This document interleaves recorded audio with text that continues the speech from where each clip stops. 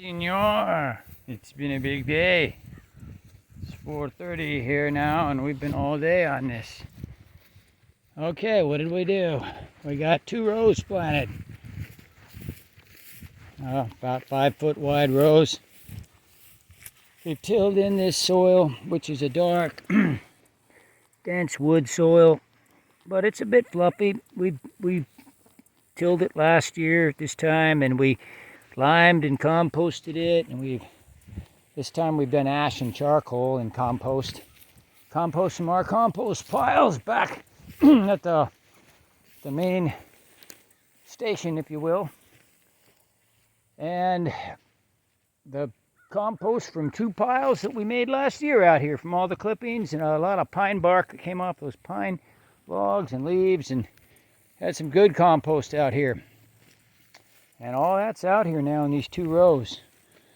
So what we have now is red mammoth fodder beet seed, Georgia collard seed throughout both rows. And we also have hibiscus sabdarifa, roselle, Florida cranberry it's known as also. Every couple feet here, some small ones and some bigger ones from over by the lake where we had them in a bunch of 1-gallon pots. Yes, they're wilted a bit. That's just fine. They'll perk up when they get some water. These are very hardy plants. They need some staking. A few of them are going to need stakes. We'll come back with some stakes.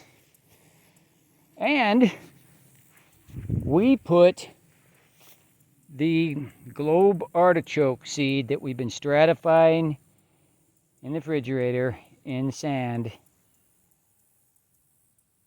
along the middle of these entire rows, right in between each of the rosella plants and just right down the center in this bottom row. Our thinking is that this area does get shade from the morning sun, so it's a bit cooler during the days on those plants, which we here do have a problem with too much heat from the south, those artichokes. So too much sunlight could cause problems for the artichokes. So we're in tune with that, but otherwise you get most of the day's sun out here until this emerging replant pine forest. It was clear cut and replanted here until those trees grow up and block out more of the later day sun. I mean, there's going to be plenty of sunlight here for years, so there's going to be plenty of sunlight here. And we just are concerned about too much sunlight for the artichokes. So the thinking is, if we get artichokes established here, we will be able to control the shading by planting the rosella, which by this time of year is usually much bigger than that. It's just we had a late planting from the seed, planting of seeds of that. So the plants are a bit smaller, but you can see they're catching up. I mean, in the next 2 months, those will all be over your head and full of flowers and fruits. But we can always plant them in here and get more shading for the artichokes. We have control over that. We do have control, even if it's bringing pots out and transplanting them, let's say. But there's no reason why we can't get them going early in March out here for some shade throughout the summer for the artichokes. So in any case, we'll handle that, even if it means bringing in some little shade trees or whatever there in big pots or even in the ground, whatever. But hibiscus is our big game, and wow, it does provide shade and it grows phenomenally, and so that's kind of the go-to for that strategy. So we'll see how it goes. You're probably all asking, what about irrigation? Well, the lake is a distance from here. There's no oh, we have electricity, I'm sorry. We do have electricity. Excuse me. I get ahead of myself sometimes. There's other parts of the property where we don't have electricity. But yes, we have electricity right here. So we can run a pump.